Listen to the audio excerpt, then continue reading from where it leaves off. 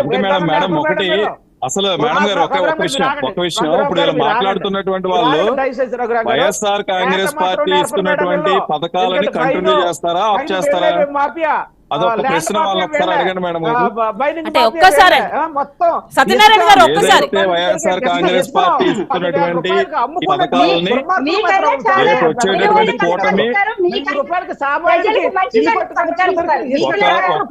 ఇక్కడ రెండు క్వశ్చన్స్ అండి, రెండు క్వశ్చన్స్. ఒక్క నిమిషం అండి, ఒక్క నిమిషం.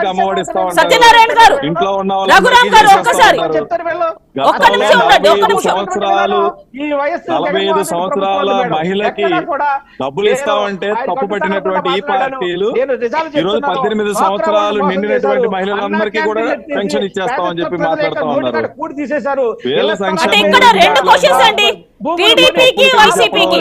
ఒక్క నిమిషం అండి, మీ ఇద్దరికి రెండు క్వశ్చన్స్ అండి. అన్నా క్యాంటీన్స్ ని మీరెందుకు వైసీపీ తీసేసింది? వైఎస్ఆర్ క్యాంటీన్స్ కి అయినా పెట్టి పేదలకి భోజనం తక్కువకి ఇవ్వచ్చు కదా, ఆర్ఎల్స్ ఫ్రీగా ఇవ్వచ్చు కదా అనేది వారి అభిప్రాయం. అండ్ మీరు వైసీపీ వారు టీడీపీకి ఒక క్వశ్చన్ వేస్తున్నారు, ఇక్కడ మీరు కూడా విన్నారు.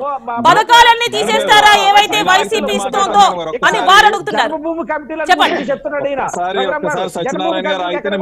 సత్యనారాయణ గారు, ఒక్క నిమిషం అండి, మీ క్వశ్చన్ కి అక్కడ ఆన్సర్ చేస్తున్నారు. ఒక్కసారి ఎక్కడ కూడా జన్మభూమిలో వృధా చేయలేదు.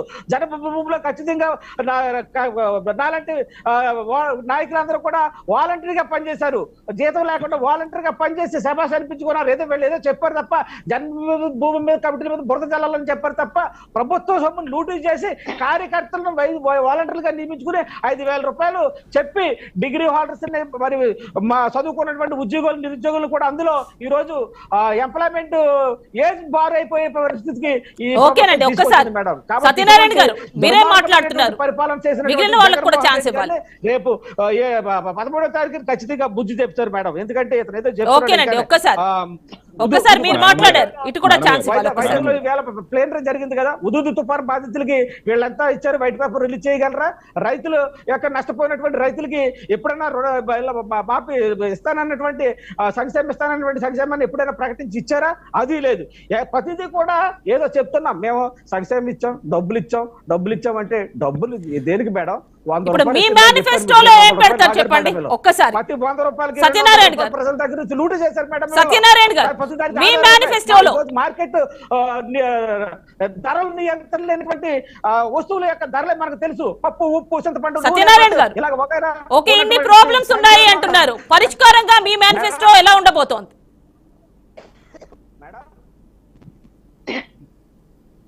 అంటే మీరు తీసుకెళ్లి కొన్ని అంశాలు, బీజేపీ కొన్ని అంశాలు, జనసేన కొన్ని అంశాలు పెట్టుకుంటే ఉమ్మడి మేనిఫెస్టో అవుతుంది. మీ తరపు నుంచి ఏముంటాయండి?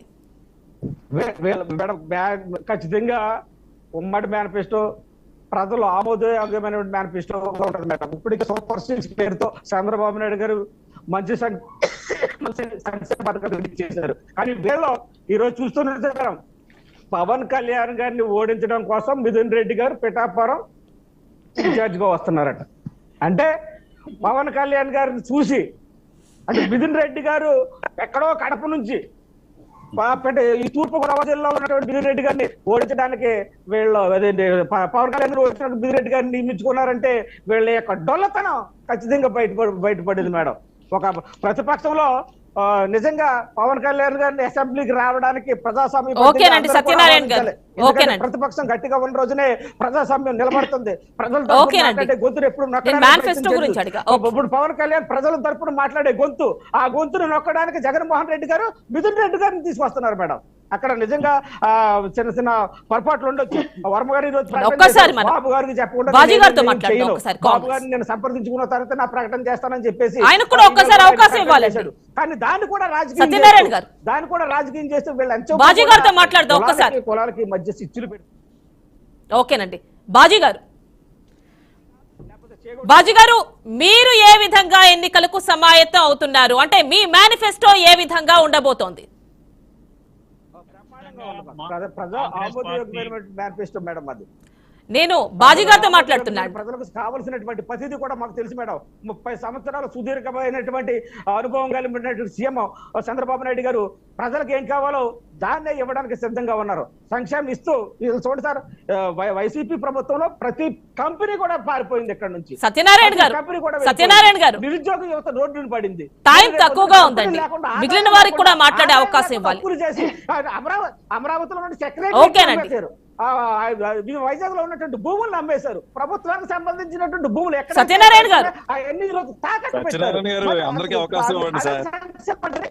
మేడం అదే సంక్షేమం అంటే భూములు. ఓకేనండి, ఓకే మళ్ళీ మాట్లాడదామండి. ఒక్కసారి మనం బాజీ గారితో మాట్లాడదాం. కాంగ్రెస్ బాజీ గారు చెప్పండి. ప్రభుత్వ తాలూకా సంబంధించిన భూములను ఆయన ఎప్పుడైనా కూడా టార్గెట్ చేశారా?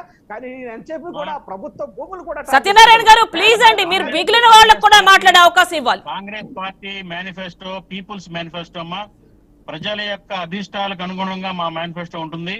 గతంలో కూడా కాంగ్రెస్ పార్టీ పరిపాలించిన రోజుల్లో కూడా మరి ప్రజారంజకమైన ప్రజలకి పీపుల్స్ ఫ్రెండ్లీ మేనిఫెస్టో తోటి, పీపుల్స్ ఫ్రెండ్లీ డెసిషన్ తోటి, పాలసీలతోటి కాంగ్రెస్ పార్టీ ఎప్పుడు పరిపాలన జరిపింది.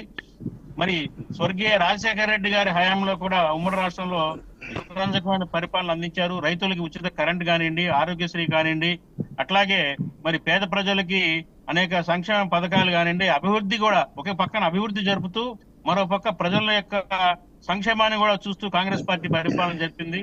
అదే పంధాలో మరి ఈసారి మా మేనిఫెస్టో ఉండబోతుంది. అంటే అభివృద్ధి సంక్షేమం కలగలిపిన మేనిఫెస్టో మీద అంటారు. సంక్షేమం అభివృద్ధి రెండు కళ్ళుగా రెండు చేతులుగా కాంగ్రెస్ పార్టీ మరి తన మేనిఫెస్టో ద్వారా ప్రజల్లోకి వెళ్తుంది. అట్లాగే ఈ ప్రభుత్వం వైసీపీ ప్రభుత్వం ఏదైతే వైఫల్యాలు ఉన్నాయో, ఈ రాష్ట్రాన్ని కకలావికలం చేసిందో అవన్నీ కూడా ప్రజల ముందుకు తీసుకెళ్తాం. ఇంకో విషయం ముఖ్యంగా ఏపీసీసీ చీఫ్ కొన్ని అంటే ప్రత్యేక రాష్ట్రానికి అంటే హోదాకి సంబంధించి మాట్లాడుతూ ఉన్నారు. హోదా అంటే రాష్ట్రానికి రావాల్సిన ఏవైతే ప్రయోజనాలు ఉన్నాయో వాటి గురించి మాట్లాడుతున్నారు. వాటి విషయం ఏంటి? ప్రత్యేక హోదాని పణంగా పెట్టిన ఈ ప్రభుత్వ తీరుని ఎండగడతాం. మరి అంటే ఎండగట్టడం వరకు ఓకేనండి. ఇఫ్ గవర్నమెంట్ మీరు ఫామ్ చేస్తే అప్పుడు మీరేం చేస్తారు? వైసీపీ లాగా కేంద్రం మెడలు వంచి తీసుకొస్తా అన్నారు, మరి మీరేం చేస్తారు? వాళ్ళు చేయలేకపోయారు అంటున్నారు కదా. ఖచ్చితంగా అమ్మా, కాంగ్రెస్ పార్టీ ఈ రాష్ట్రంలో అధికారంలోకి వస్తే ప్రత్యేక హోదా సాధిస్తాం, తీసుకొస్తాం.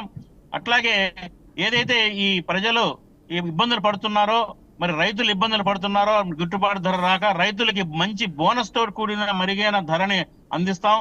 అట్లాగే రైతులకి ఉచిత కరెంట్ సక్సెస్ఫుల్ గా అందుతుంది. విద్యార్థులకి ఫీజు రియంబర్స్మెంట్ కానివ్వండి, మరి పేద విద్యార్థులు విదేశాల్లో చదువుకునే విద్యార్థులకి ఏదైతే ఈ ప్రభుత్వాలు మరి హామీలు ఇచ్చి వదిలేసినవి అవన్నీ కూడా కాంగ్రెస్ పార్టీ అధికారంలోకి వస్తే పూర్తి చేసి మరి సక్సెస్ఫుల్ గవర్నెన్స్ గా నిరూపించుకుంటుందమ్మా. అంటే మేము ఇస్తున్నాం కదా అంటున్నారు కదా. చంద్రబాబు హయాంలో ఆయన కూడా ఇచ్చున్నారు. ఇప్పుడు వైసీపీ గవర్నమెంట్ లో కూడా వాళ్ళు చదువుకునే అంశాలను బట్టి వైసీపీ గవర్నమెంట్ లో ఫీజు రియంబర్స్మెంట్ లేవు, ఆరోగ్యశ్రీ ఫీజు రియంబర్స్మెంట్ కాదండి. మీరు వైఎస్ఆర్ టైంలో చెప్తున్నారు, వైఎస్ఆర్ టైంలో ఇప్పుడు మీరు ఇంప్లిమెంట్ చేస్తా ఉంటున్నారు ఏదైతే డ్రాప్ అయిందో మధ్యలో. అయితే వైసీపీ కూడా విదేశాల్లో చదువుకునే వారి కోసం కొంత కోటి రూపాయల పైన ఇస్తా ఉంటుంది కదా. ఆల్రెడీ ఇచ్చింది ఉంటుంది. అమలు జరగటం లేదు. వైసీపీలన్నీ బంద్ అయ్యాయి మేడం. బంద్ అయింది మేడం. రైతులకి కరెంట్ ఉచిత కరెంట్ పోయిందమ్మా, ఆరోగ్యశ్రీ పోయిందమ్మా, అట్లాగే విద్యార్థులకు ఫీజు రియంబర్స్మెంట్ పోయిందమ్మా, అట్లాగే ఇసుక. చెప్పండి, మీరు అక్కడే ఉన్నారు, ఆయనకే చెప్పండి. వైసీపీ నుంచి మనకి రఘురామ్ గారు ఏమీ ఇవ్వట్లేదు, అన్ని బంద్ అయిపోయాయి అంటున్నారు. ఒక్క అవకాశం ఉండమ్మా. అట్లాగే ఈ ఇసుక దందా పెద్ద అవినీతి అవడం వల్ల ప్రజలకి ఇసుక అందుబాటులో లేనందువల్ల నిర్మాణ రంగం కుదేలైపోయి పేద ప్రజలు పనులు లేక అల్లాడిపోతున్నారమ్మా. ఇది సత్యం.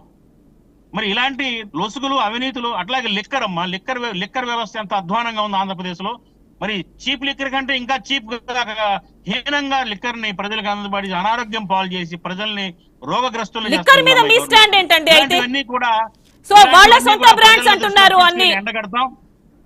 బాజీ గారు అవన్నీ కూడా వైసీపీ వాళ్ళ సొంత బ్రాండ్స్ అంటున్నారు. మరి మీ స్టాండ్ ఏంటి? మీరు గవర్నమెంట్ లోకి వస్తే లిక్కర్ పైన మీ మేనిఫెస్టోలో కూడా ఎక్కడ ఎప్పుడైనా విన్నామా మనం?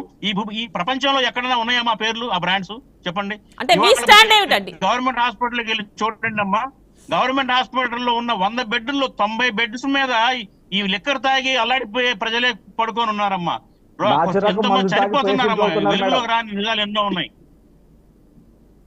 ప్యాంక్రియాస్ దెబ్బతిని, లివర్లు దెబ్బతిని, గుండెలు ఆగిపోయి చచ్చిపోతున్నారు పెద్ద ప్రజలు. ఇవాళ ఆ సత్యం ఇది.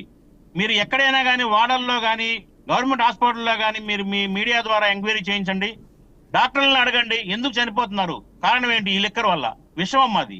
ఇలాంటి విషగ్రస్తమైన లిక్కర్ని అమ్ముతూ ప్రజల్ని రోగగ్రస్తులను చేస్తూ ఒక విధ్వంసకరమైన పరిపాలన ఈ జగన్మోహన్ రెడ్డి గారు చేస్తున్నారమ్మా. దీన్ని ఖచ్చితంగా కాంగ్రెస్ పార్టీ ప్రజల్లోకి తీసుకెళ్లి ఎండగడుతుంది. మరి ఇటువంటి వాటికి ఆస్కారం లేని పరిపాలన కాంగ్రెస్ పార్టీ అధికారంలోకి వస్తే ఇస్తుంది. గతంలో మనం చూసినట్టు ప్రజా సంక్షేమ, ప్రజారంజకమైన పరిపాలన, ప్రజారంజకమైన మేనిఫెస్టో తోటి మేము ముందుకు వస్తున్నాం. ఓకేనండి, ఒక్కసారి మనం రఘురామ్ గారితో మాట్లాడదాం.